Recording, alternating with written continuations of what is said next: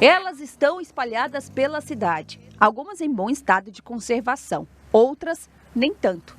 Mas dá para saber que estamos na Duque de Caxias com a Tiradentes, ou mesmo Avenida Brasil com a Basílio Saltchuk. As placas são essenciais para não andar perdido por aí.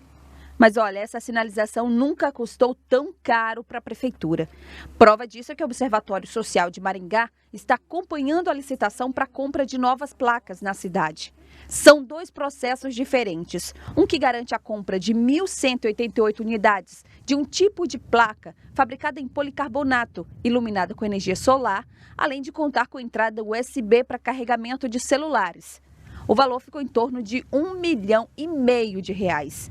E o outro para a compra de placas convencionais. Essas custaram bem menos.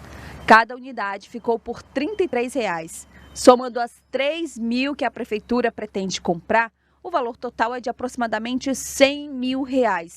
A diferença de preço assustou. O que nós questionamos ali foi qual a justificativa específica para se comprar uma placa tão mais cara do que uma placa comum. A diferença de preço é gritante entre uma e outra. E além disso, não é só a questão do preço de aquisição desses conjuntos iluminados. Há aí certamente um custo de manutenção. Então a diferença de preço, de custo de tudo isso é ainda maior na realidade. E se não forem regularmente mantidas? Se, por exemplo, algum dos componentes se quebra ou deixa de funcionar com a chuva, por exemplo, essas placas, que vão nos custar R$ 1.300, passarão a funcionar como uma placa comum, que se compra por R$ 33,00. Assustou até quem usa as placas constantemente de referência por aí. Tanta coisa mais importante, né? Tanta coisa que está faltando, creche para as crianças, tanta coisa, ficar gastando com essas coisas. É desnecessário. Não tem precisão. Tem um monte de pai de família aí, ó, desempregado, passando fome, as crianças. Por que não ajuda esses daí? Pra que jogar dinheiro fora? Isso daí é jogar dinheiro fora pra mim. Algumas pessoas até acham que poder carregar o celular na rua é uma boa ideia. Na hora de uma emergência, a pessoa quer ligar e, tá sem bateria, seria uma ótima, né? Que já aconteceu várias vezes comigo, às vezes tô na rua e eu preciso ligar para minha filha, para meu marido e tô sem bateria no celular. Mas quando descobrem o valor, se for para melhorar outras coisas, né, que a placa não seja tão necessário.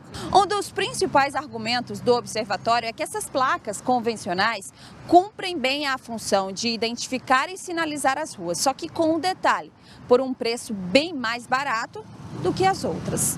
Outro detalhe que, segundo o observatório, não ficou claro no edital, tem a ver com a manutenção dessas placas. É que depois de instaladas, elas vão precisar ser conferidas constantemente. Mesmo com tantas dúvidas, as licitações já foram realizadas.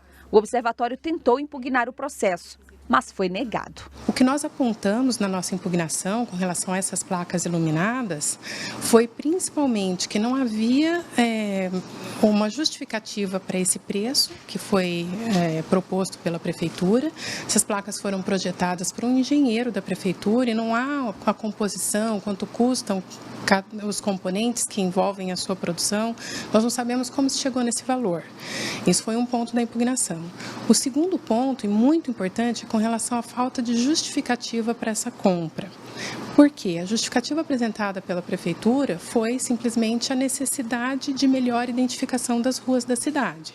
Essa é uma necessidade constatada, real. A questão é que as placas comuns conseguem muito bem atender essa necessidade, especialmente se forem fixadas em postes de luz. Há, inclusive, um convênio da Prefeitura com a Copel para fazer essa fixação das placas nos postes de luz, que assim ficam iluminados à noite.